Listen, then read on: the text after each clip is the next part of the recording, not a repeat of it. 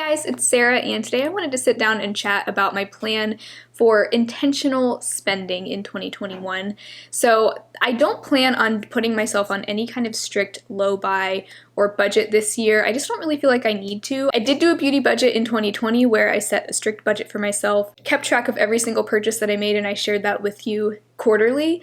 And I ended up actually putting myself on a no buy for the last 3 months of the year because I had already pretty much spent my entire beauty budget, and through that whole process I learned a lot, and those are the takeaways that I want to make sure that I keep in mind this year, and hopefully in doing that I can keep my spending in check and keep being as intentional as I can be with what I bring into my collection, not just for cost reasons, but also just because I am happier when I have a fairly curated collection. I don't like having 20 plus products in each category. I like to keep it fairly small and make sure that I'm able to actually use everything that I own. It's also important to me to not be wasteful, and so this is how I hope to kind of keep that mentality with me throughout 2021. So one big thing that I realized in 2020 is that I have a tendency to mindlessly purchase an excess of products from brands that I view as cheaper drugstore brands, specifically e.l.f. This was the big one for me in 2020.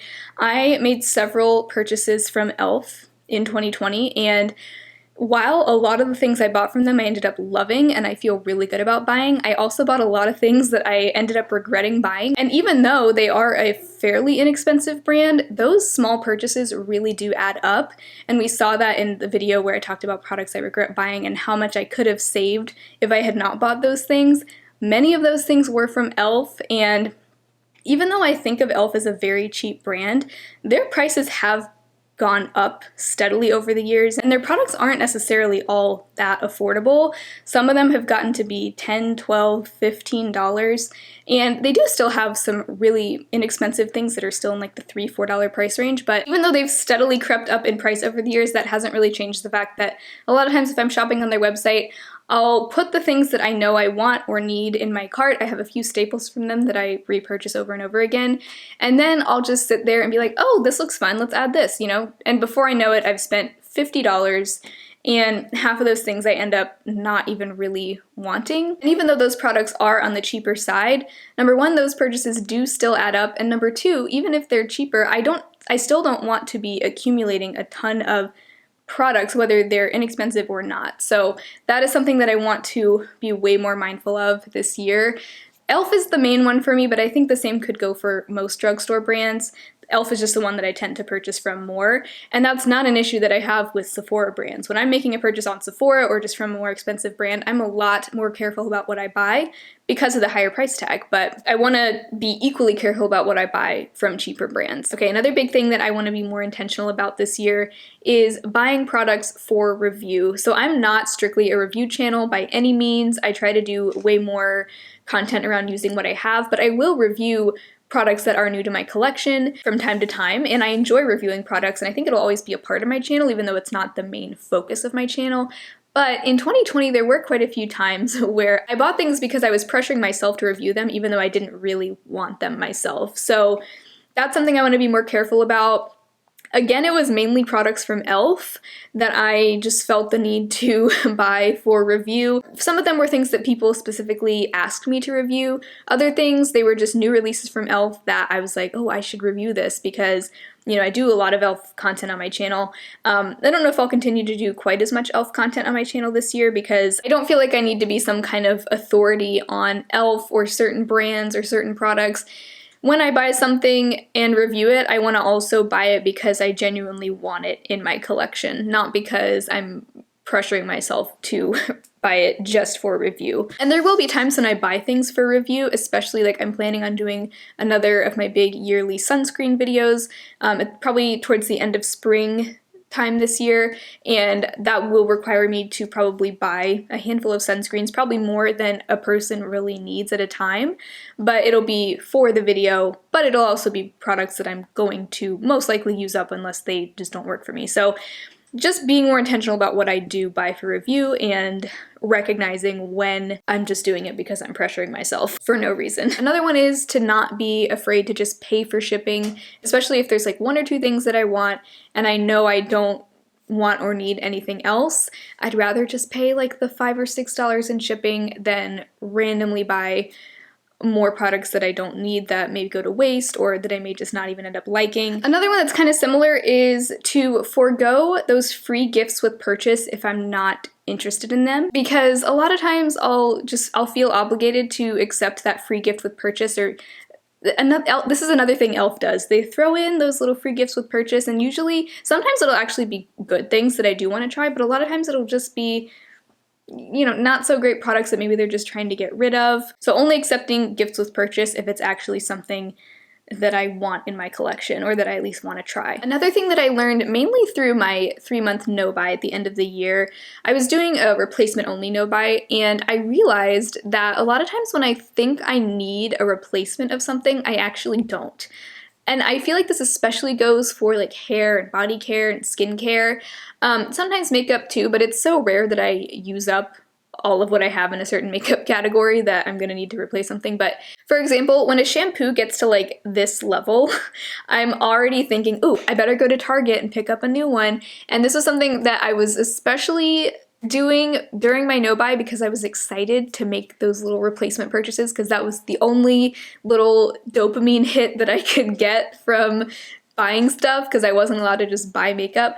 And I know that sounds ridiculous, but it's true. A lot of times I can search through like my cabinet or my closet where I do store kind of like backups of things and realize that I actually do have something that I can use in place of whatever is almost gone. If I'm almost out of body wash, I'm tempted to just go buy another body wash when I actually do have like some bar soaps on backup that I can use. I just don't really want to use them, but I need to just use what I have instead of buying a new thing just because I kind of just want the thrill of buying a new thing, you know? Or, you know, there was a time that I bought shaving cream when I probably could have just used my hair conditioner, because that works just the same. So I just kind of want to get better about only buying a replacement of something if I've really truly run out of it, or if I only have like one use left, then I can go out and buy a replacement. And also making sure that I don't have anything on backup that I can use in its place. And I also want to be better about this just in my everyday life, not just with beauty purchases, but I'm also terrible about this when I go to Aldi. I do a lot of my grocery shopping at Aldi, and they have like 2 big aisles of like fun random stuff that I love browsing because they always have the coolest things there. Most of it is stuff I don't need, but a lot of times like they'll get some new candles in and I'm like, oh, I should buy one because they're only like $4 or $5. That's something that I kind of got in the habit of doing in 2020. I mean, in 2020 we were all, and still are, kind of just going through it for one reason or another, and sometimes you just lean on little pick-me-ups like that to kind of make you feel a little bit better. I know I was definitely doing that a lot in 2020, especially when I went to the grocery store. A lot of times I would just pick up an item or two just for fun, and I want to get back in the habit because I've always been pretty good about talking myself out of things I don't need, but especially with things like candles, like they had this cute little set of like 3 candles with a really pretty pattern on the jar, and I was so close to buying it, but then I thought to myself, Sarah, you have like 7 candles at home that you have not used up yet. So go home and use those first, and then you can buy new candles. But I do not need any new candles. I have several just in my closet that I haven't even gotten to yet.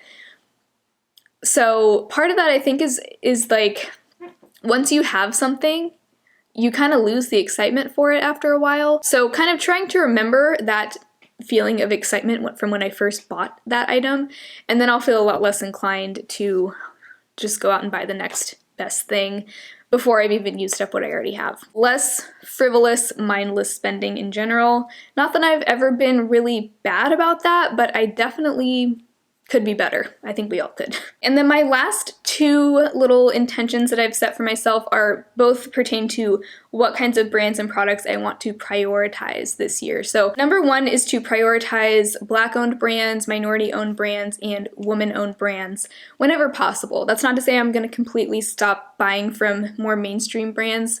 I'll probably have kind of a mix of both on my channel, but I definitely want to diversify my makeup collection and just try some new brands that I've never tried before, some indie brands, smaller businesses. And whenever I'm in the market for a new product, I do want to prioritize those kinds of brands. And then my last one is that I also want to prioritize a lower waste option whenever I can. Once again, I'm never going to be zero waste. I mean, never say never, but it's not my goal to be zero waste or plastic free or anything like that. But I do want to minimize my waste as best I can with my makeup collection, my skincare, my body care, personal care, all of that.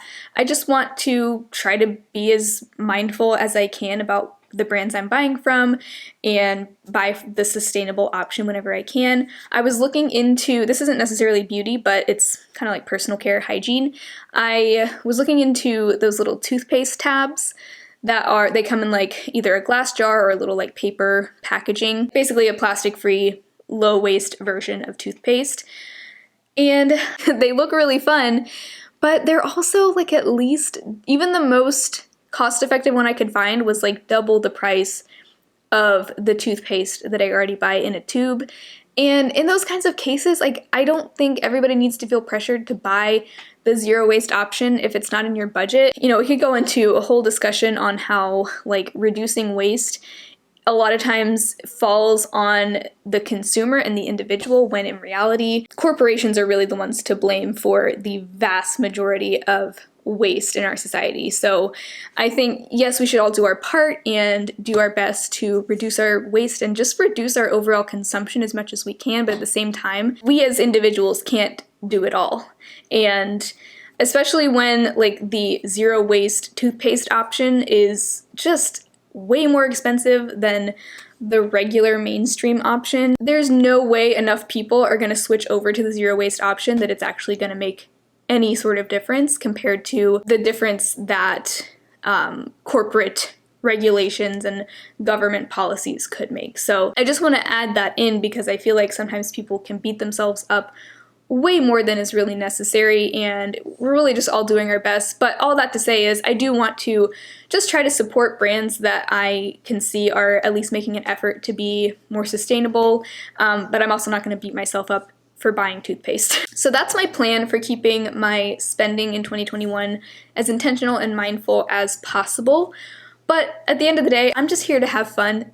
Makeup is fun for me. It's a creative outlet for me, and I don't want it to ever be stressful. And really, these intentions are there to take a lot of the stress out of it so that I'm not overwhelming myself with too many products. So that's my plan. Those are my big takeaways from last year. Now, I do want to know, is there any kind of check-ins that you guys would like to see on this? Like, I was thinking, I know Lauren May Beauty does a series on her channel called What I Spent and What Was Sent. At the end of each month, she'll share everything that she purchased and also what she received in PR. I didn't mention PR in this video. I do accept some PR. I'm pretty selective about what I do accept. It pretty much has to be something that I would already be interested in trying to begin with. But I do think a lot of times PR can be really valuable. It's a good way for me to sometimes try brands that I maybe never would have thought to try or that I never even heard of before that I can then tell you guys about. A lot of times they are smaller companies that a lot of people may not know about. And sometimes I, do accept some PR from larger brands as well, but they always have to be brands that at least satisfy my cruelty-free criteria, and it has to be something that I would want to buy myself. And if I ever do get a package where, say, this has never happened, but if it did, if a brand sent like every shade of a blush, I wouldn't keep all of them. I would go ahead and pick out what I do want to try and then go ahead and pass on what I don't, or donate it, give it to a friend, something like that. So always gonna try to be as selective as I can about what PR I bring in, and it has to be something that I genuinely want to add to my collection. But would you guys like to see some version of that type of video that Lauren May Beauty does? I could do either like monthly or quarterly videos where I do just kind of revisit this plan that I've made here and kind of assess where I am, things I want to change about my spending, what I've done well, what I've bought, what I regret buying, things like that. I don't know. Let me know if there's any kind of check-ins that you do want to see. Because like I said, it's not like I'm setting specific rules for myself. There's no set budget, but I'm still trying to be equally, if not more, intentional with my spending as I was last year. So let me know your thoughts, but I hope you enjoyed this video. This was just kind of my way of trying to keep myself accountable and make sure that I'm taking whatever lessons I learned last year and putting them into practice this year. So if you enjoyed this video, make sure you give it a thumbs up. I'd love to see you again very soon, and hopefully I will talk to you in the next video. Bye.